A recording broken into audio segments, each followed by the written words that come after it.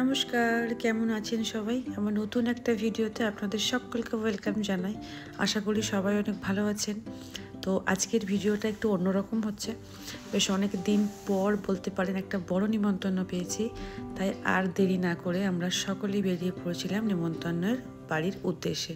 আর সেটাই আজকে শেয়ার করব যে কী করলাম সারাদিন এবং কার ছিল অন্নপ্রাশন। তো দেখলেন আমি মেহেন্দি করে নিয়েছি। এটার জন্য না, আমার বর বলল তুমি মেহেন্দি করো, অনেক দিন করো না, কারণ মেহেন্দি করতে একটু ভালোবাসি। তো সেই আমাকে মেহেন্দিটা করে দিয়েছে। বাগুইয়ের জাতুতো দিদির নাতনির, ছোট নাতনির অন্নপ্রাশন ছিল, তো সেখানেই আমরা সকলে চলে গিয়েছিলাম। তো এখানে কিছু মানুষের সঙ্গে আমার পরিচয় হয়েছিল, তাদের সঙ্গে একটু কথা বলে নিচ্ছিলাম। আমি হয়তো তাদেরকে ভুলে গেছি, কিন্তু তারা আমাকে ঠিকই মনে রেখেছে। তো চলুন, এখন যাচ্ছে মেয়ে বাবুটাকে পুকুরে স্নান করাতে। এটাই আমাদের নিয়মের মধ্যে আছে। তো সেইখানেই দেখুন আমরা সকলে গেছি এবং ওখানে তাসাও করেছিল। দেখে তো মনে হচ্ছে একটু নেচে নিই, বাট পারলাম না, বুঝতেই পারছেন। তো যাই হোক, তো ওখানে মেয়ে বাবুটাকে একটু স্নান করে নিচ্ছে, হালকা মাথায় জল দিচ্ছে, কারণ পুকুরের জল তো নোংরা, সেটা তো এখন দেওয়াই যাবে না।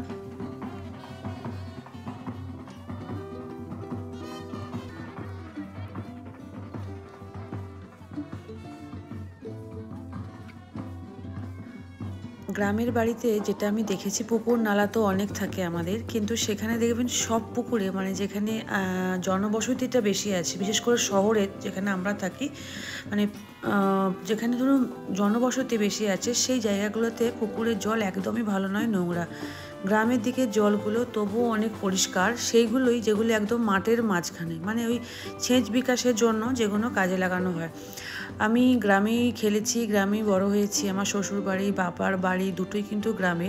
কিন্তু এখন কর্মসূত্রে বা ছেলের পড়াশোনার সূত্রে আমরা সবাই সুবিধা অনুযায়ী এদিক ওদিক থাকতে শুরু করি।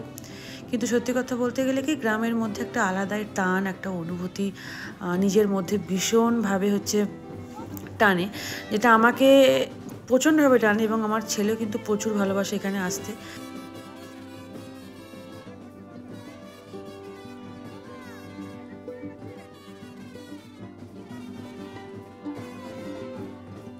দুধ কালারের শাড়ি পরে যে মায়ের গেটটি লাগাচ্ছে মন্দিরে, ওরই ছোট মেয়ের বার্থডে। প্রথমে একটি মেয়ে আছে, তখনও আমরা গিয়েছিলাম, তখন আমি ভিডিও করতাম না। এটা হলো দ্বিতীয় মেয়ে বাবু। তো তার অন্নপ্রাশনে আমরা সবাই এসেছিলাম। চলুন এবার বাড়ির ভিতরে যাওয়া যাক। এই যে সামনেই বসে আছে আমার বড়মা শাশুড়ি, এবং এখানে ওর ফুল ফ্যামিলি আছে। এটা হলো ঠাম্মা, অ্যান্ড ওটা হলো কাকাই, ওটা হলো দাদু। মাকে তো দেখিয়েছি, বাবাকে ক্যামেরাবন্দি করতে পারেনি, কারণ বাবা বুঝতেই পারছেন চারিদিকে দৌড়াচ্ছে।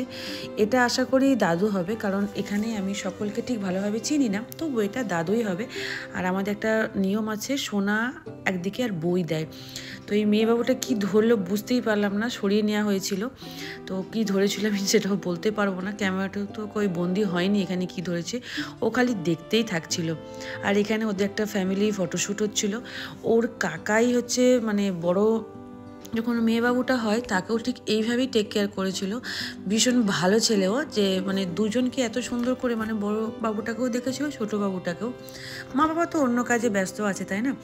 আর এখানে ফটোশ্যুট হয়ে যাওয়ার পর ওই পুচকিটাকে নিয়ে এসেছিলো এখানে ভাত খাওয়ানোর জন্য। তো ওরই অন্নপ্রাশন, তো ভাতের সমস্ত আয়োজন করে এখানে খাওয়ানো হচ্ছিল ওকে।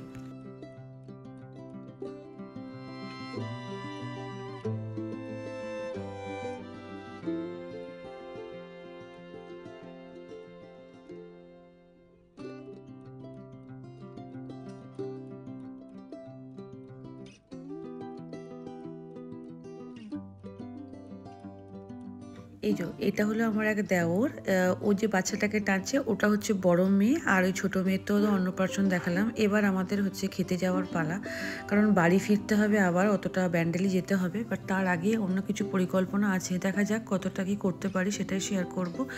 আর এখানে বাংলায় লেখা আছে, তো দিশানকে না ওটাই পড়াবার চেষ্টা করছিলাম, যে বাবা বলো তো এখানে কী কী লেখা আছে, এবং ও কিন্তু বলতেও পারছে। তো হিন্দি আর ইংলিশ থাকলে যা হয় আর কি। তো চলুন এবার খাওয়া দাওয়াটা শুরু করা যাক।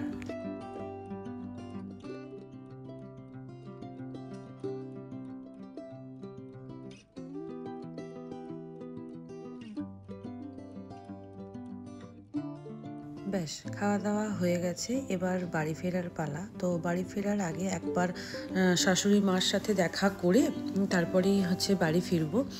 তো চলুন এখন যাই, একটুখানি ওখানে অপেক্ষা করতে হবে, কারণ বর নাইট ডিউটি করে আমাদেরকে নিয়ে এসেছিলো।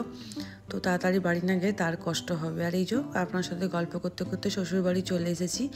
তো এই ব্লগটা আর বড় করছি না, তো বিদায় ততক্ষণের জন্য। সবাই ভালো থাকবেন, সুস্থ থাকবেন। দেখা হচ্ছে পরে একটা ব্লগে। আর এদের সঙ্গে চলুন একটু গল্প করে নিই। আরও কিছু পরিকল্পনা আছে, সেটা পরে শেয়ার করব। ভালো লাগলে একটা লাইক কমেন্ট